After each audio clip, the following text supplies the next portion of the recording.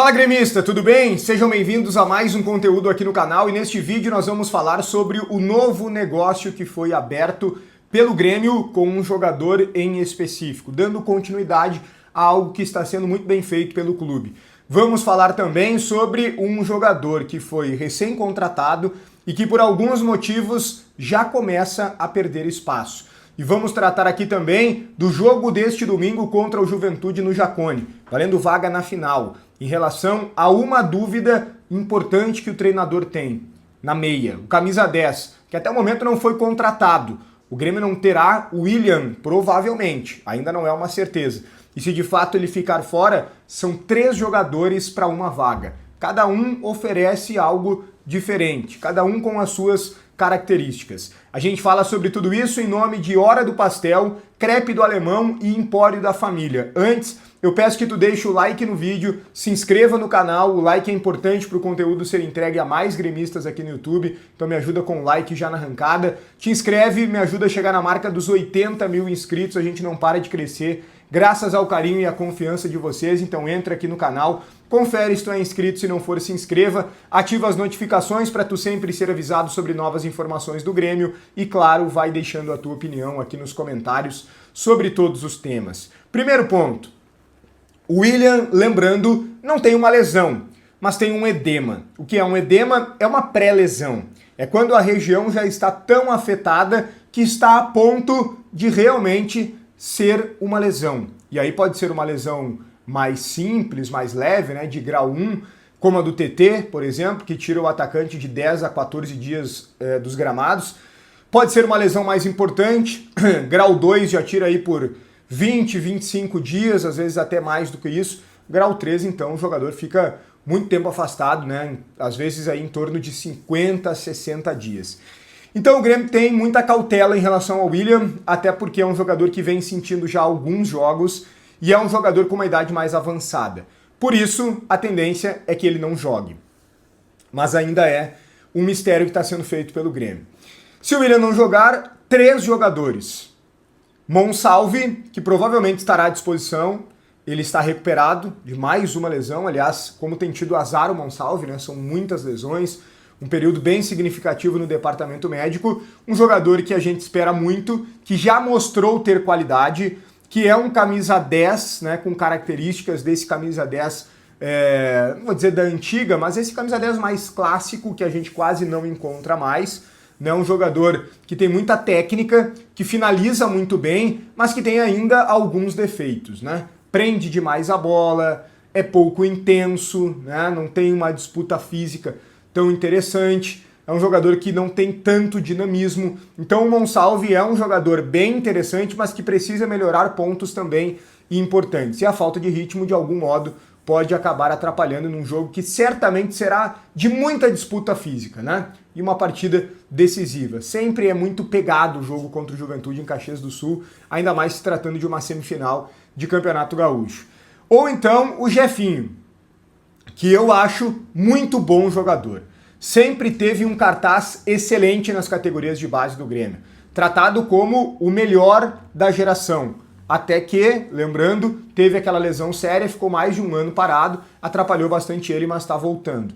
É claro que nós estamos falando de um jogador mais franzino, de um jogador que ainda perde no corpo para os adversários, ele precisa sustentar mais fisicamente, fazer um trabalho nesse sentido. A gente conhece vários jogadores que são baixos, por exemplo, o Arthur, e nem estou pegando o exemplo do Arthur de hoje, que já é um jogador bem mais experiente, passou pela Europa, não. O Arthur lá do início da carreira já era um jogador baixo, mas que sustentava muito no corpo, sempre foi uma tora, né, como a gente costuma dizer. Então, o jogador Jefinho, que tem muita qualidade, tem muita inteligência para jogar, é um jogador de muita personalidade, ele tenta. Por exemplo, no comparativo com o Gabriel Mack tem feito coisas protocolares apenas em campo. Diferente do Jefinho. O Jefinho arrisca. E o bom jogador precisa arriscar, não pode ter medo de errar. E quando errar, tem que tentar de novo. E ele tem feito isso. Estou gostando demais do Jefinho. Mas não dá para dar essa pressão para ele, né? Essa responsabilidade. Acho que não é o momento, acho que tem que ficar no banco. Não escalaria ele, mas é uma das opções. E a outra é o Cristaldo, que está totalmente fora dos planos, que perdeu espaço, que mostrou para o Luiz Castro, e só faltava mostrar ao Luiz Castro que não tinha condições e o treinador meio que desistiu dele. Mas, talvez pela experiência, pela questão de estar bem fisicamente, ter entrado em alguns dos últimos jogos, talvez seja o escolhido. Não podemos descartar. Então são 3 meias para uma vaga nesse jogo contra o Juventude, caso de fato o William fique fora. O reforço que perdeu espaço é o Caio Paulista. Uma contratação que foi extremamente contestada pela maioria dos torcedores. Eu confesso para vocês, lembrando, né, no período da contratação, não fui contra, também obviamente não foi uma contratação que me animou, mas não fui contra porque para mim parecia que o Grêmio estava trocando 6 por meia dúzia praticamente, mas com alguma vantagem para o Caio Paulista, né? Tava saindo um lateral reserva, o Lucas Esteves, para a chegada de outro reserva, o Caio Paulista. Mas o Lucas Esteves, além das suas limitações técnicas, um lateral baixinho, que perdia muitas disputas físicas, pelo menos estava chegando um cara mais encorpado, pelo menos fisicamente poderia ter alguma vantagem. Esse foi o meu raciocínio. Caio Paulista até agora nada vezes nada, como diz o Ítalo Gal, né? Assim como o Lucas Esteves, também nada vezes nada. Agora, o problema é que o Caio Paulista apresentou algumas questões de bastidores que não agradaram. Eu já trouxe para vocês a questão dele ali, o Marcos Rocha é uma outra situação, isso tem pipocado muito nas redes sociais, eu já havia falado sobre isso com vocês aqui no canal. O Marcos Rocha é considerado o mala, o chatão dentro do ambiente do Grêmio, e eu não sei se realmente é chato ou se é mimimi da garotada que tá chegando agora. A gente sabe que essa nova geração é bem difícil, então eu não tomo partido, eu não vou atacar o Marcos Rocha de forma alguma. Talvez ele esteja, pela experiência que tem, vencedor que é, tentando ensinar algo, e a galera não está aceitando. Talvez ele esteja exagerando, errando na forma, mas é algo que poderia facilmente ser corrigido. Eu acho que o Marcos Rocha não pode ser tratado como um problema, pelo menos essa é a minha opinião. Agora, o Caio Paulista viveu algumas situações que não agradaram, e unindo com as atuações ruins, ele está começando a perder espaço na hierarquia. E esse é um dos motivos que fez o Grêmio, por exemplo, começar a dar mais destaque para o Pedrinho Gabriel, que recém teve o seu contrato renovado, né? O Grêmio ainda está perto de oficializar. O Pedrinho Gabriel fará cada vez mais parte do profissional e ganhará chances, e pode furar essa fila da lateral esquerda, pelo menos em relação a ser reserva imediato do titular absoluto Marlon. O novo negócio que foi aberto pelo Grêmio não é um negócio para chegada, até porque o Grêmio está tentando um lateral direito e a gente sabe do nome do Paulo Henrique, de uma tentativa, de um negócio que é difícil. A lateral é a prioridade, embora o Grêmio ainda busque um camisa 10, né? Olhe também, quem sabe, para outras carências, tudo dentro das dificuldades financeiras, as limitações. Isso é sempre importante colocar. Mas o Grêmio também, e na verdade muito mais, tem aberto negociações para saídas. 17 ou mais jogadores já deixaram o Grêmio. Ontem eu trouxe para vocês que o Grêmio concluiu as tratativas com o clube lá norte-americano, o Portland, para a saída do Aravena, né? Por empréstimo.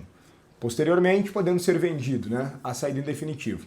Mas o novo negócio que está aberto, e que eu estou trazendo para vocês aqui agora, é em relação ao Cristaldo. O Grêmio abriu tratativas com os representantes do jogador e ainda uma conversa inicial para a saída, que pode acontecer através de uma rescisão de contrato, com o Cristaldo abrindo mão de parte dos valores que tem a receber até o final do vínculo, que se encerra no final deste ano. O Grêmio pensa em incluir ele em alguma troca, visualizou inclusive a possibilidade de colocar no Vasco, que perdeu o Felipe Coutinho, poderia ser a reposição, jogador da mesma posição, nada concreto até o momento em relação a isso, mas o Grêmio quer e muito se desfazer do Cristaldo. Gostaria de lucrar, porque é um jogador que tem mercado. Essa é a prioridade. Mas agora, algo que o Grêmio não tinha feito ainda, abre uma negociação para talvez rescindir o contrato.